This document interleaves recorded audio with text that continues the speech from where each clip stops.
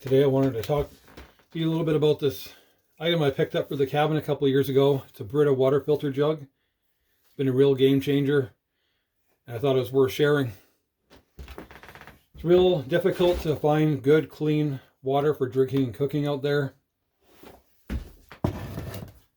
I do bring water with me, usually this jug here, and sometimes this one, but it's quite heavy. And you really would be surprised how much water we go through in a day. But when I do run out, I take my large cook pot at the cabin, I go out and I fill it up with the cleanest snow I can find outside.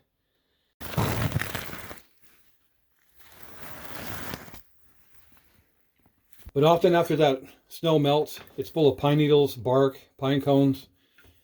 I do use a screen like this one to filter out the particulates. I even tried using a coffee filter, but it still tastes really terrible. And no amount of flavored juice crystals could make that water taste good. But after it's cooled, I pour it through the top. Comes out nice and clear, tasting really good. You do have to change these filters once in a while, and it does have a display on the top telling you when to do so. So this is a pretty handy item. I thought it was worth sharing, and thank you very much for watching.